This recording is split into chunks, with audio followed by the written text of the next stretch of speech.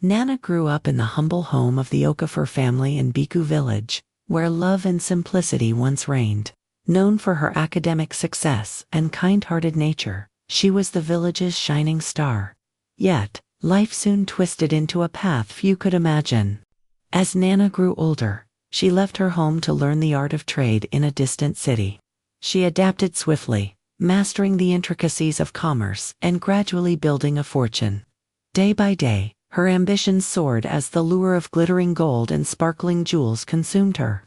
One day, on her way back home, Nana received news from her family, a message that would forever alter her destiny. Nana to herself, whispering, "Maybe the only way to secure my future is to sacrifice what I once held dear, even if that means giving up my own children." That very day, a dark decision was made. One by one, as each baby was born, Nana arranged for them to be sold. With the first infant, her heart trembled. Yet the clinking of coins momentarily drowned out the sorrow. Mama Abir, calm yet resolute. "Nana, if you continue down this path, you will pay a price far greater than you imagine. But if you're set on it, every healthy child will fetch a handsome sum." Driven by a relentless hunger for wealth, Nana fell into a grim routine. Over the years, she sold 10 of her babies, each sale inflating her fortune and, in her eyes, her power. Gold and jewels became her new reality, a symbol of success that blinded her to the cost. At last, emboldened by her rising fortunes, Nana decided to return to her home village. Overwhelmed by the riches she now possessed, she believed nothing could go wrong. There was no time to think of the children she had sacrificed, or the warnings she had so carelessly ignored. All that mattered was the immense wealth and luxurious lifestyle she had built. When Nana finally arrived, she was unrecognizable. Dressed in the finest attire, her skin radiated with a newfound glow, and expensive jewelry shimmered in the sunlight. Villagers gathered in amazement, whispering among themselves. Villager 1 whispering, "Who is this beautiful woman? Could this be the same Nana who once left in search of a better life?" Villager 2, "I can hardly believe it. She's transformed into a vision of splendor." It was Bola, Nana's longtime friend, who first ran to embrace her. Bola exclaiming, "Nana, is that truly you? I can't believe the transformation."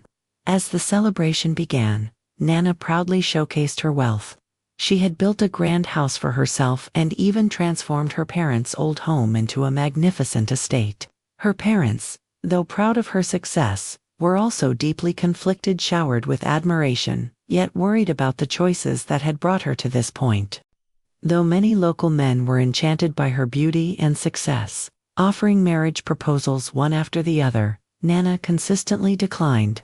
Nana, smiling lightly, "I don't need a husband. My fortune and independence are enough for me." Yet, as time passed, her parents' concern grew. They believed that a companion and children were essential to true happiness. Nana's mother gently, "Nana, you have everything, but you are so alone.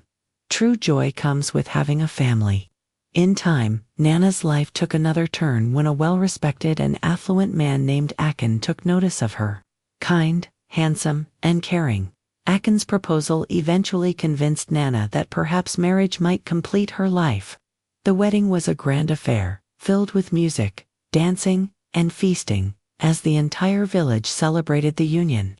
However, as years passed, a dark cloud loomed over the marriage. Nana remained barren. 2 long, agonizing years passed without a child. Akin's mother, desperate for grandchildren, began to apply relentless pressure on Nana. Akin's mother harshly, "Nana, a wife's duty is to bear children. Why haven't you given us an heir yet?" Despite Nana's hopeful attempts, the pressure grew unbearable. One day, Akin's mother, driven to frustration, stormed into their home. Akin's mother shouting, "You are barren. You have no right to stay here any longer. My son needs a wife who can bring him children." Devastated and heartbroken, Nana gathered her belongings and left Akin's home, returning to her once glorious estate, now shrouded in sorrow. The marriage that had promised happiness ended in bitter defeat. All the riches could not fill the void left by her unfulfilled desire for a child. As whispers turned into shouts, the dark truth about Nana's past, her heinous practice of selling her newborns, began to surface. Bakari, the very man who had once rejected her when she was pregnant, suddenly reappeared at her doorstep. Bakari stern, accusing Nana, "Where is my child? The one you carried when you left the village, tell me now." Terrified, Nana lied once again. Nana, voice trembling, I lost the baby. I had a miscarriage." Bakari's eyes filled with doubt as he turned away. But the lie did not remain hidden for long. Soon, 2 more men came knocking on her door on different days, each demanding the whereabouts of their lost offspring. To each, Nana repeated the same sorrowful tale. "I lost the baby, had a miscarriage." However, a sharp-eared villager overheard their conversation and revealed the truth. Nana hadn't lost the children. She had sold them to amass her wealth. Furious and heartbroken, the villagers gathered in a storm of anger. Villager yelling, "Give us back our children, Nana! Return what you have stolen from us!" A fiery mob amassed outside her opulent home, voices raised in threat and despair. In that moment, all the wealth she had so proudly amassed crumbled before her eyes. Nana choking on her words, barely audible. "What have I done? The cost of gold and jewels is far too high." Desperate to atone for her sins, Nana rushed to Mama Olafimi's hut once, her reluctant accomplice, to seek help in retrieving the lost children. Nana pleading, eyes brimming with regret. "Mama Olufimi, please, help me find the children I sold. If I don't, the villagers will destroy everything I've built." Mama Olufimi, sorrow etched across her features, handed Nana a piece of paper with addresses. Mama Olafimi, softly but firmly, "Here are the names and homes of those who took your children. But be warned, they might not return them, for the children have now become a part of other families." Gripping the paper, Nana's heart pounded with dread. Driven by remorse and fear, she journeyed from door to door, desperately pleading with those who had taken her children. Some denied any knowledge, and others refused to return the kids, claiming they had become their own. Every rejection cut deeper, drowning her spirit in a sea of regret. Ultimately, all her efforts proved futile. The villagers, once in awe of Nana's success, now looked upon her with disdain and anger. Her parents were crushed by the revelation, lamenting that they had never taught her the true value of love over riches.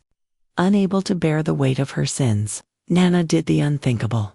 She gave away all her wealth, her grand house, her jewels, everything to the less fortunate. But the villagers rejected her offerings, unwilling to accept anything tainted by her dark past. With nothing but a small bag of belongings and an ocean of sorrow, Nana left the village. Standing at its outskirts, far from the luxury she once enjoyed, she lived out her days in solitude, a living testament to the heavy price of greed. Nana's tale is one of tragic choices, where the allure of wealth led her to sacrifice her most sacred treasures, her children, her innocence, and ultimately, her humanity. Let her story serve as a warning. When you trade your future for gold, the true treasure, the love and life you once held dear, can never be replaced. Nana's journey reminds us that no amount of gold or glittering jewels can replace the warmth of love and the solace of true human connection. Every decision comes with a price, and every life is worth more than any material wealth.